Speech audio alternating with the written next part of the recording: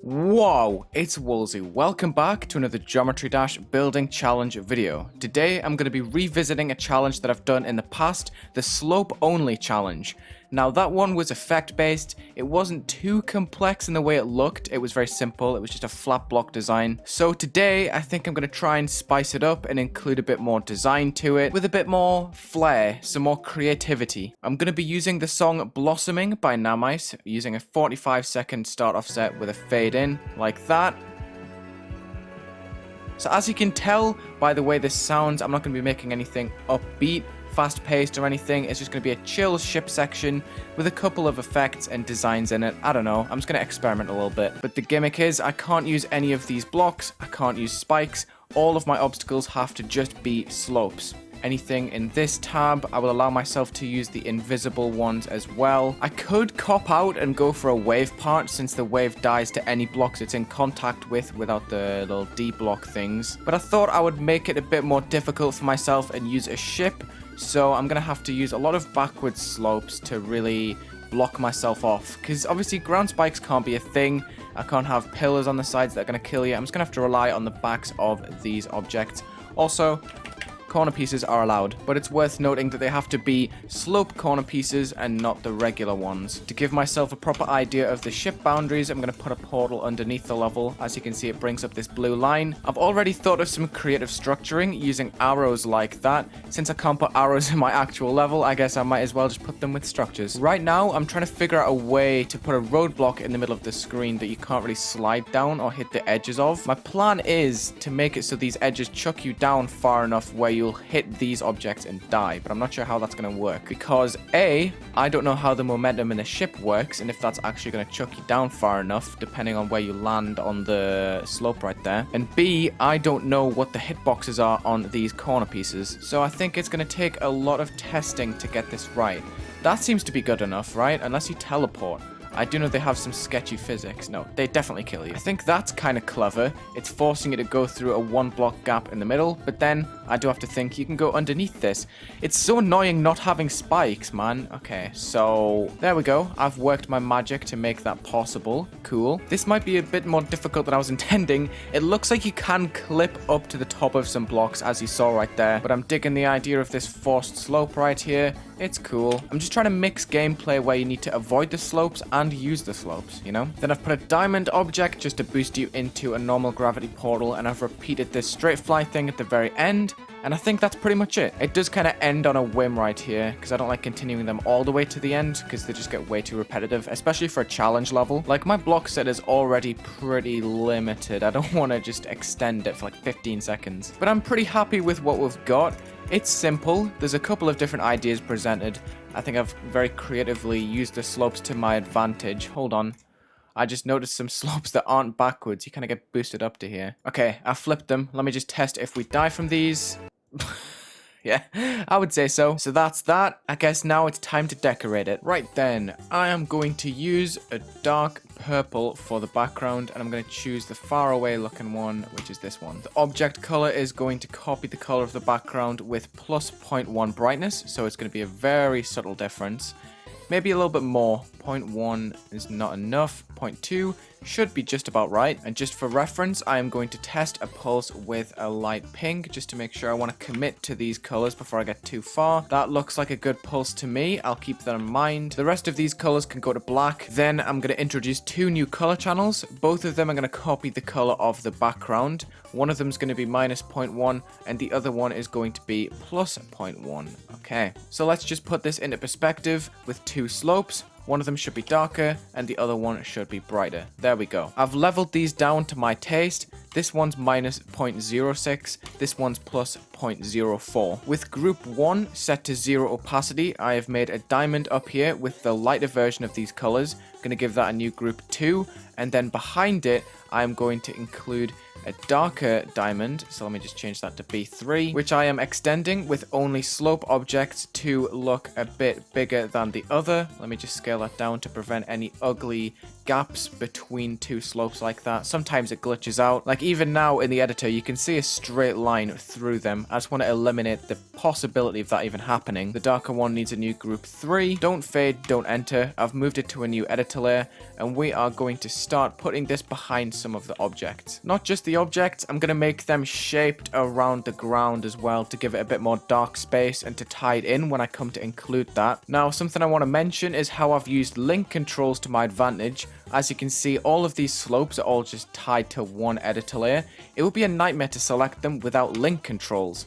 So I've linked all of the diamonds together like that, so I could just click on it and I will be able to select them individually. Even though there's multiple objects there, it treats it as one. So I have got a rough backdrop for all of these blocks. I haven't necessarily stuck to the lines. You can see in the clumps of these objects, I've kind of colored outside of them a little bit. They look so strange when they're selected like this, but I need to make a change. I'm going to be putting them on B4 as far down as possible. And then these other diamonds that I've got, I'm going to put these on B2. So there's going to be a layer between these now, I've decided. These ones, I'm not going to put on don't fade and don't enter. And I'm just going to place these wherever they look cool. So in a controlled way, I've let these blocks transition on and off the screen and fade and all of that stuff, whereas their backdrops don't. And the reason I've added them to other groups is that I'm going to make them float around. There's going to be a set of move triggers that move them off and around their axis, like where they start. So, for example, group 2 is going to have quite a long move time on a smooth easing, like ease in out. Then I'm going to move them out of their place in like a controlled manner. So 10 and minus 15 on a 2-second move time. Then, as soon as that movement ends, we'll start a new one. We'll double that distance. And that's minus 30. Then we'll double the move time as well. I guess it creates a contrast between the static objects that are dangerous and that you need to avoid, rather than the decoration that's like free-flowing. I don't know, I think it's a cool idea. God damn, that straight fly is actually kind of hard. So, for my next trick, I'm going to be stealing from a level. I'm going to be copying from a level called Secret Triggers. I don't know how other people get this, but this is the way that I normally do it. I copy this level, I get this object, which is a block transition that's not officially listed in this menu right here, and I add it to my custom objects. And what it does is, when placed, I think it moves objects in a random direction off the screen. I'll show you a demonstration right now. You can see there's no real coordinated manner that these objects are moving on and off at the sides. It's just kind of random. I believe it's the only block transition trigger that moves blocks differently when they're stacked on top of each other. So, say if I had like a bunch of slopes right here, let me just copy paste it a million times, and I go into slow motion, you'll see that that slope down there will explode in a bunch of different directions like that. You saw there was like 20 moving in all directions that like scattered outwards. I did this in my recent level swap with Lake, but what I'm going to be doing is stacking some invisible objects on top of each other.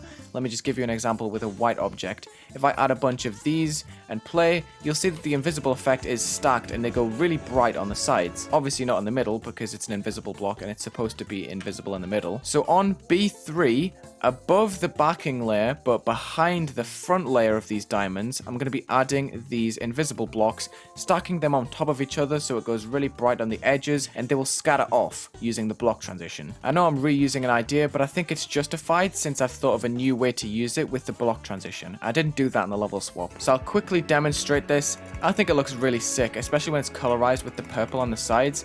Now, it does nerf that stray fly a little bit, and I'll show you why. Because these slopes have backing pieces to them, which kind of like levels you out. I don't know whether to get rid of them because it kind of gets rid of the consistency of the design there.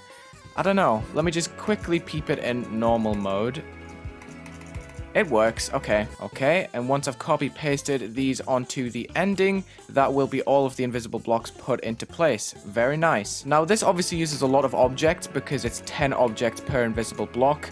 But we've only got 4,000 objects so far, and that's not too insane compared to some of my other challenges. Next up, I want to add some pulses to our foreground blocks, the line and the ground. So with the majority of these objects, I am going to select the leftmost block, the first couple of the corner piece and the slope that is really there, starting from the left every time to make it consistent. Skipping the arrows for now, so just focusing on the bulk of the structures that are going to have more than one pulse to them. They're going to get set to editor layer 4 and group 4, and this is going to be incremented with every single one. So the next set that I go to select will be on group 5, but it's still going to go to editor layer 4, just to make sure that I don't accidentally select the same one twice or, you know, misjudge something when I'm distributing these groups. So it's coming around to my last iteration now. I'm going to include the arrows in this one, along with the last few remaining objects that weren't selected in this process yet. And that goes to group 9. Then I'm going to put all of them on group 4.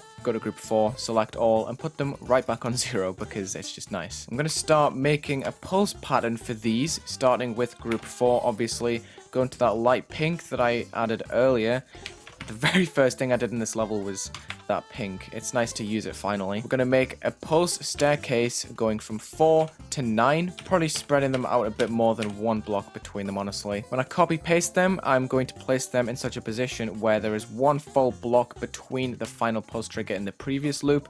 You can see that they match up right there. Now the drums in this are quite quiet, but I'm still going to include some subtle pulses in the background to reflect them. We'll start off with a background pulse that's just going to copy itself on a plus 0.12 or something in that range. You can see that when the pulses happen, that the backing blocks right here are a lot more visible. I'm going to use the checkered ground, keeping the primary black, but the secondary ground is going to pulse to that same pink.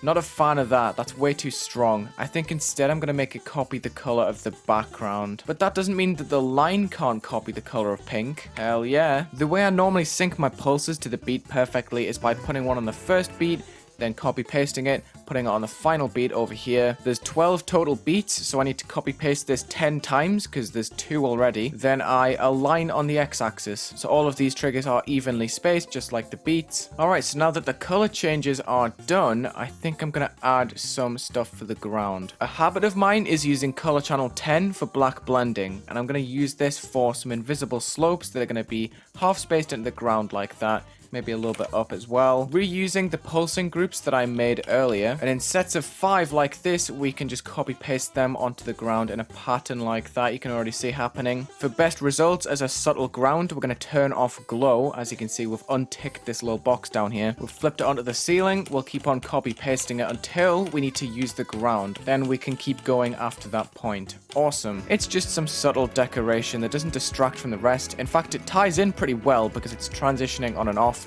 and it's going invisible. I'm testing out some black bricks that are going to sit above the diamonds in the background.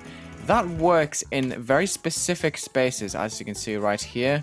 When they're evenly spaced around like the middle diamonds, it works specifically well. What if I layered them behind everything though? Would that be better or would it be messy? Let's see.